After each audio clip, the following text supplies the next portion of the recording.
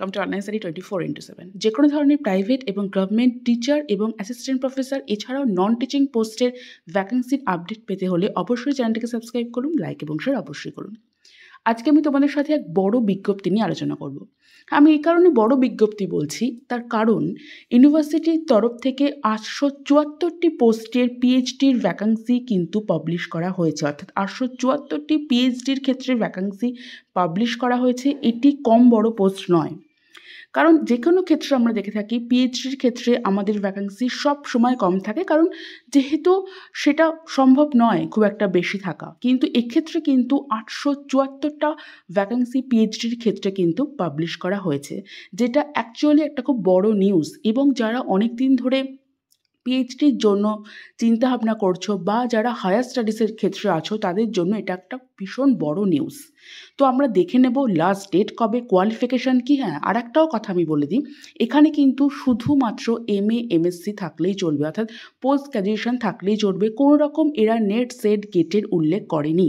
তো সেক্ষেত্রে যাদের ধরো নেট সেট গেট নেই তাদের জন্য একটা সুবর্ণ সুযোগ আমি এক্ষেত্রে বলবো। সাবমিশন ডেট দেখে নাও, এক্সাম ডেট দেখে নাও, কবে কি রয়েছে, কোয়ালিফিকেশান ক্রাইটেরিয়া, কী কী সাবজেক্ট রয়েছে। কারণ 874টা পোস্ট, আশা করা যায় প্রত্যেকটা সাবজেক্ট তোমাদের থাকবে। তো কী কী সাবজেক্ট রয়েছে সমস্ত কিছু ডিটেলে আজকে আমি এই ভিডিওতে তোমাদের সাথে আলোচনা করব। তাই ভিডিওটি স্কিপ না করে অবশ্যই পুরোটা দেখো। ফার্স্টে আমি তোমাদের সাথে ডেটগুলো নিয়ে আলোচনা করে দিই, কারণ এই ডেটগুলোই সব থেকে ইম্পর্টেন্ট হয়। দেখো, লাস্ট ডেট অনলাইন রেজিস্ট্রেশন যখন স্টার্ট হবে সেটা কবে থেকে, 9th May 2024 থেকে স্টার্ট হয়ে গেছে।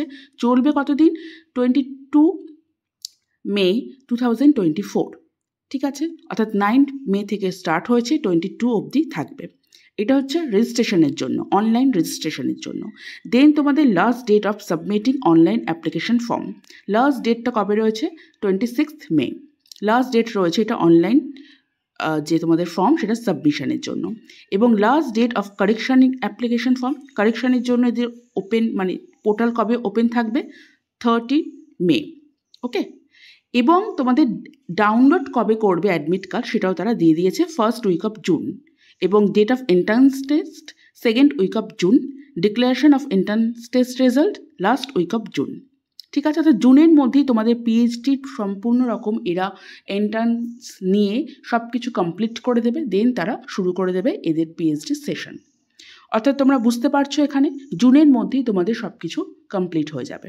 আর সব কিছু ডেট দিয়ে দিয়েছি, সুতরাং এখানে ডিলের কোনো প্রশ্ন নেই। অ্যাপ্লিকেশন ফিসটাও দেখে নাও, জেনারেল ওবিসির জন্য 1500 অর্থাৎ 1500 এবং এসসি এসটির জন্য 1000। এটা হচ্ছে অ্যাপ্লিকেশন ফিস। এটা পিএইচডি অ্যাপ্লিকেশন ফিস মোটামুটি এরকমই থাকে, কিছু বেশি কিছু নেই, এরকমই থাকে পিএইচডি অ্যাপ্লিকেশন ফিস, এই 500 1000 এরকমভাবেই থাকে।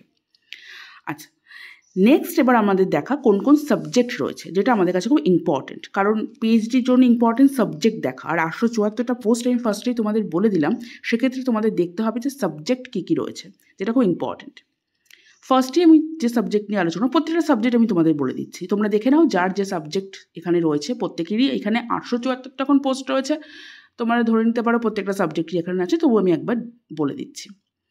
ফার্স্টেই রয়েছে ডিফেন্স অ্যান্ড স্ট্র্যাটেজিক স্টাডিজ, যেখানে রেগুলার যারা করবে ইউনিভার্সিটি সুপারভাইজারের আন্ডারে, তো সেক্ষেত্রে থাকবে হচ্ছে 17 পোস্ট। এবং রেগুলার যারা করে সুপারভাইজারে সেখানে থাকবে 4টে পোস্ট। পার্ট টাইমে যারা করবে, এখানে পার্ট টাইমের জন্য সুবিধা আছে, যারা ধরো কোনো জব করছো বা কোনো কিছুর সঙ্গে যুক্ত আছে, তারা যদি পার্ট টাইম করতে চাও সেখানে রয়েছে 4টে পোস্ট। ঠিক আছে, কোনো রকম কিন্তু কোনো কাস্ট অনুযায়ী পোস্ট এখানে ডিভাইড করা নেই, জাস্ট রেগুলারের এবং পার্ট টাইমের পোস্ট এখানে ডিভাইড করা রয়েছে। টোটাল রয়েছে 25। বায়োটেকনোলজি যেখানে রয়েছে 11 রেগুলারে রয়েছে, এবং রেগুলার কলেজ সুপারভাইজার আন্ডারে কোনো রকম পোস্ট এখানে দেয়নি, এবং পার্ট টাইমের জন্য 3টে পোস্ট দিয়েছে। বোটানির ক্ষেত্রে 16 পোস্ট রয়েছে যারা বোটানির জন্য করতে চাও, এবং তোমাদের রেগুলারের ক্ষেত্রে রয়েছে যেটা কলেজ সুপারভাইজারের জন্য রয়েছে 37, পার্ট টাইমের জন্য রয়েছে 5। কেমিস্ট্রির ক্ষেত্রে রয়েছে 34, অনেকটা পোস্ট রয়েছে, 34 পিএইচডির জন্য অনেকটা পোস্ট। আর রেগুলারের জন্য 37 এবং পার্ট টাইমের জন্য 5। কম্পিউটার সায়েন্স সেখানে রয়েছে 2টো পোস্ট, রেগুলার কলেজ সুপারভাইজারের জন্য কোনো পোস্ট নেই, আর পার্ট টাইমের জন্য 1টি পোস্ট। ইলেকট্রনিক্সের জন্য 4 পোস্ট, কোনো পোস্ট নেই। পরেরটা তোমরা জাস্ট দেখে যাও, আমি বলে দিচ্ছি কী কী সাবজেক্টগুলো আমি বলে দিচ্ছি, আর আমি রেগুলার ইউনিভার্সিটি সুপারভাইজারের আন্ডারে পোস্টগুলো বলে যাচ্ছি, বাকিগুলো তোমরা দেখে নাও, স্ক্রিনশট যার যা নেবার আছে নিয়ে নাও। হোম সায়েন্সের জন্য 4টে পোস্ট রয়েছে, ম্যাথামেটিক্স স্ট্যাটিস্টিকের জন্য 15টা পোস্ট রয়েছে। অনেকটা ম্যাথামেটিক্স স্ট্যাটিস্টিক, যেটা সাবজেক্ট যাদের ম্যাথামেটিক্স সেখানে 15টা, সাবজেক্ট যাদের স্ট্যাটিস্টিক সেখানে 6টা পোস্ট। সেক্ষেত্রে আমি বলতে পারি যে তোমাদের অনেকটা পোস্ট রয়েছে। ফিজিক্সের ক্ষেত্রে তোমাদের 24 পোস্ট রয়েছে। পিএইচডির ক্ষেত্রে 24 পোস্ট এনাফ, কারণ এর বেশি পিএইচডির পোস্ট হয় না। জুওলজির জন্য 24 অ্যান্ড তোমাদের অ্যানশিয়েন্ট হিস্ট্রি, ফিজিক্সের জন্য তোমরা দেখে নিয়েছো 24, জুওলজি 24, অ্যানশিয়েন্ট হিস্ট্রির জন্য তোমাদের রয়েছে 17 পোস্ট, অনেক হিউজ পোস্ট আমি বলবো এখানে। জিওগ্রাফির জন্য 11, হিন্দি, মডার্ন ইন্ডিয়ান ল্যাঙ্গুয়েজ, জার্নালিজমের জন্য তোমাদের 21, মিডিয়াভেল এবং মডার্ন হিস্ট্রির জন্য 9, ওটা গেল তোমাদের অ্যানশিয়েন্ট হিস্ট্রি। দেন তোমাদের মডার্ন হিস্ট্রি দুটো, মানে মিডিয়াভেল অ্যান্ড মডার্ন দুটো আলাদা করে দিয়েছে। ফিলোসফি যাদের রয়েছে তাদের জন্য 7 পোস্ট রয়েছে তোমাদের রেগুলারে, এবং তারা কলেজ সুপারভাইজার আন্ডারে 4টে পোস্ট, পার্ট টাইম যদি কেউ করতে যাও তাহলে একটা পোস্ট। পলিটিক্যাল সায়েন্স রয়েছে 14 পোস্ট, অনেকটা পোস্ট, এবং তোমাদের কলেজ ক্ষেত্রে রয়েছে 48 পোস্ট। সাইকোলজির জন্য 14, সোশিওলজির জন্য 17, ফাইন আর্টস এবং মিউজিকের জন্য রয়েছে 3টে।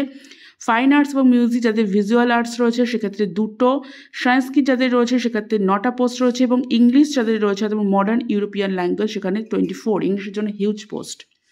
উর্দুর জন্য রয়েছে 5টা, ইকোনমিক্সের জন্য 16, কমার্সের জন্য 28, সাবজেক্ট রয়েছে কমার্স অ্যান্ড বিজনেস অ্যাডমিনিস্ট্রেশন। লয়ের জন্য রয়েছে 18, এডুকেশন যাদের সাবজেক্ট সেখানে 12 রয়েছে।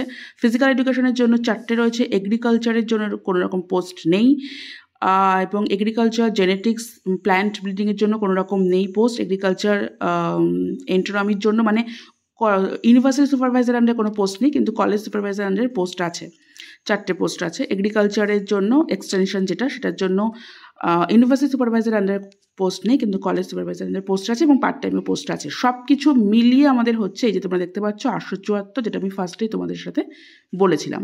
874 পিএইচডির জন্য এনাফ পোস্ট, মানে এরকম পোস্ট দেখা যায় না, সেই জন্য আমি তোমাদের বললাম বড় বিজ্ঞপ্তি।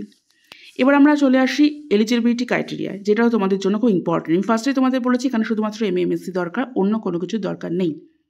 অ্যাটলিস্ট এরা এখানে উল্লেখ করেনি। কী কী রয়েছে? 1 ইয়ার এবং 2 ইয়ার সেমিস্টার মাস্টার ডিগ্রি যারা রয়েছে, যাদের ধরো 1 ইয়ার কেউ করছো বা 2 ইয়ার্সের, তো সেক্ষেত্রে তারা করতে পারো প্রোগ্রাম। আফটার 4 ইয়ার এবং 8 সেমিস্টার ব্যাচেলার ডিগ্রি থাকতে হবে, অর্থাৎ ব্যাচেলার এবং মাস্টার ডিগ্রি দুটোই থাকতে হবে যে সাবজেক্টের ওপর তোমরা পিএইচডি করতে চাইছো তার উপর, যেটা আমাদের প্রত্যেকেই জানি 55 মার্কস। ঠিক আছে। এছাড়া ইকুইভ্যালেন্ট যদি কিছু থাকে, কোনো ফরেন এডুকেশন যদি করে থাকো, এমএসসির ইকুইভ্যালেন্ট কোনো, তাহলেও তোমরা সেখানে করতে পারো অ্যাপ্লাই। এবং রিল্যাক্সেশন থাকবে 5 মার্কস, যারা এসসি, এসটি, ওবিসি হবে তাদের জন্য রিল্যাক্সেশন থাকবে।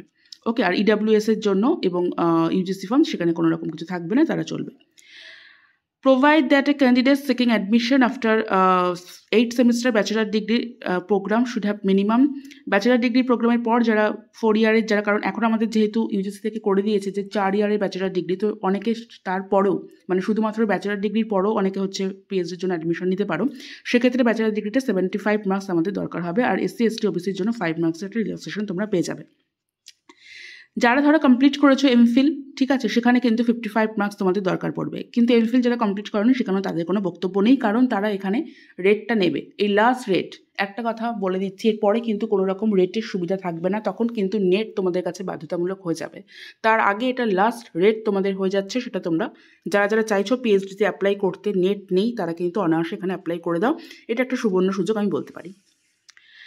Then categories PhD admission process, a candidate admitted PhD program, এখানে হচ্ছে ফুল টাইম রিসার্চ রয়েছে, পার্ট টাইম রয়েছে। তুমি ফার্স্টেই তোমাদের দেখালাম যারা যারা ধরো পার্ট টাইমের জন্য রয়েছে, ধরো কোনো কিছুর সঙ্গে যুক্ত রয়েছে, তো সেখানে পার্ট টাইমের জন্য রয়েছে, ইন্টারন্যাশনাল রিসার্চ স্কলাররা করতে পারে।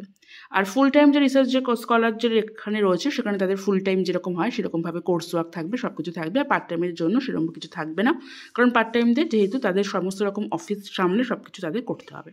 এই কারণে তোমাদের কোয়ালিফিকেশন ক্রাইটেরিয়া। আমি কোন কলেজ তোমরা দেখতে পাচ্ছ, দীনদয়াল উপাধ্যায় গোরখপুর ইউনিভার্সিটি। ঠিক আছে, এই হচ্ছে তোমাদের কলেজ। এই কলেজে আমরা এই যে পোর্টালে তোমরা যাবে, সেখানে তোমাদের একেবারে ওপরেই তোমাদের থাকবে পিএইচডি প্রোগ্রাম। সেই পিএইচডি প্রোগ্রামে তোমাদের রেজিস্ট্রেশন চলছে, তোমরা রেজিস্ট্রেশন যারা করতে চাইছো তারা করে নেবে। লাস্ট ডেট তোমরা দেখে নিয়েছো, ইভেন তারা এক্সাম কবে নেবে সেটাও তারা সমস্ত কিছু জানিয়ে দিয়েছে। তো সেক্ষেত্রে সেই অনুযায়ী তোমরা কিন্তু রেজিস্ট্রেশন করো। আমি বারবারই বলছি এটা একটা খুব বড় বিজ্ঞপ্তি, কারণ লাস্ট তোমাদের শুধুমাত্র উইদাউট নেট তোমাদের এই ফার্স্ট তোমাদের পিএইচডি তারা নিয়ে নিচ্ছে, এরপরে কিন্তু তারাও হয়তো নেবে না নেক্সট ইয়ার থেকে, কারণ যেহেতু ইউজিসির থেকে নিয়ম চলে এসেছে। তো এই তোমাদের রয়েছে যারা রিলোকেট করতে চাও, কারণ রিলোকেট করার ক্ষেত্রে কোনো সমস্যা নেই, কারণ পিএইচডির ক্ষেত্রে হায়ার স্টাডিজের ক্ষেত্রে রিলোকেট বেশিরভাগ লোকই করছে। রিলোকেটের ক্ষেত্রে পিএইচডি বা হায়ার স্টাডিজের ক্ষেত্রে কোনো রকম সমস্যা হওয়ার কথা নয়, কারণ এত বড় যখন একটা সুযোগ আসছে, তো সেক্ষেত্রে যারা রিলোকেট করবে তারা রিলোকেট করে নাও। সমস্ত রকম ডেট আমি তোমাদের জানিয়ে দিয়েছি, তোমরা জেনে নাও। আর এই পিডিএফ যদি কারোর প্রয়োজন পড়ে সেক্ষেত্রে তারা জানিও, আমি পিডিএফ শেয়ার করে দেবো। আর আমার মনে হয় না মানে তোমাদের কোনো রকম পিডিএফের প্রয়োজন পড়বে, কারণ তোমরা যখনই এই দীনদয়াল উপাধ্যায় গোরখপুর ইউনিভার্সিটির ওয়েবসাইটে যাবে তোমরা দেখতে পারবে সেখানে তোমাদের রেজিস্ট্রেশন চলছে। এ সংক্রান্ত কোনো রকম বিষয়ে কোনো সমস্যা হলে অবশ্যই আমাকে কমেন্ট বক্সে জানিও। দেখা হচ্ছে নেক্সট ভিডিওতে। টাটা।